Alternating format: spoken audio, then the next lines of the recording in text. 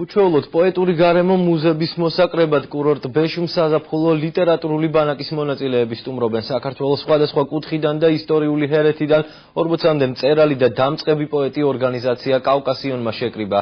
ჩვენი რეპორტაჟი ლიტერატურული ქალაქიდან. უკვე ერთი კვირაა, რაც კურორტი ბეშუმი საზაფხულო ლიტერატურულ ბანაკს მასპინძლობს.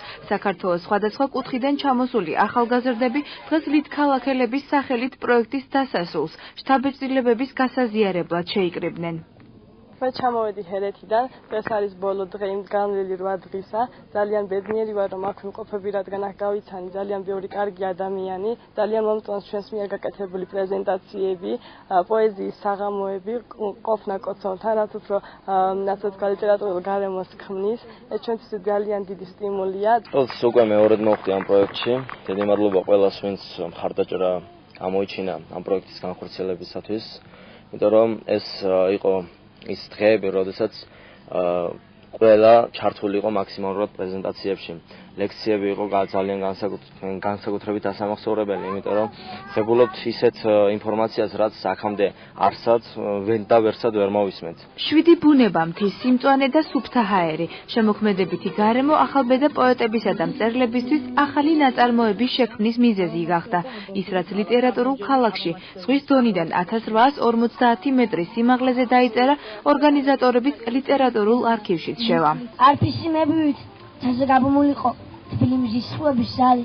თუ არა, უსახევითი ჯიდაცის კიდეზე შენი სიყვარული თუ თურალი. რაღაც ფილმი გადიოდა.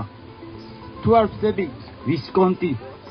მაგრამ თავი ისე მქონდა ფილმის თავი ვისკონდა. მოშავო თვალებს თენთავს სუსტად მბჟუტავი ჭრაქი.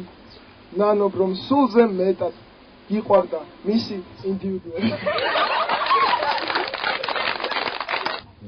40-მდე მწერალი და დამწყები პოეტი საქართველოს სხვადასხვა კუთხიდან და ისტორიული ჰერეთიდან ორგანიზაცია კავკასიონმა შეკრიბა. წერის კულტურის ამაღლება, პრეზენტაციები ქართული მწერლობის საინტერესო დეტალებზე და ლიტერატურული შემოქმედებითი ღონისძიებები. ბანაკის ბინადრები თვლიან, რომ პროექტი შედგა. წელს განსაკუთრებული ყურადღება მივაქციეთ ჩვენი კუთხის როლს ქართული ლიტერატურის განვითარებაში და ორი პრეზენტაცია მომზადდა, 2 დღე დაეთმო აჭარაში მოღვაწე ქართველი პოეტების და ასევე უცხოეთიდან ჩამოსული პოეტების, რომლებსაც ბათუმზე ლამაზი ლექსი ჰქონდათ მიძღვნილი, აჭარა არ გამორჩენია მათ კალამს, ამათ პრეზენტაციებს და ძალიან საინტერესო კვირეული შედგა. ეს ყველაფერი არის მომავალი შემოქმედებითი საფუძველი ჩემთვის და ბავშვებისგან აღებული ის ენერგია, რომელსაც აქ ვიღებ მე, ის სიყვარული და რა ვიცი, ის ენერგია ძალიან დიდი ჩემზე მთელი წლის განმავლობაში აისახება და მიმყვება.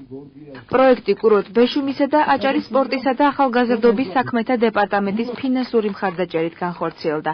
ბანაკის მონაწილე ახალგაზრდებს დღეს დეპარტამენტის წარმომადგენლებმა სპეციალური სერტიფიკატები გადასცეს. გამორჩეულებმა კი ორგანიზატორებისგან მადლობის სიგელები დაიმსახურეს. ჩვენ მივესალმებით ასეთი ტიპის პროექტების დაფინანსებას, ეს არის ჩვენი პრიორიტეტი, ახალგაზრდების ნიჭის გამოვლენა, ახალგაზრდა პოეტების გამოვლენა, რომელიც მათთვის აუდიტორიის შექმნა, ძალიან კარგი ბავშვები შეირჩა წელს და ძალიან დიდ წარმატებას მიაღწევენ დარწმუნებული ვარ უახლოეს მომავალში.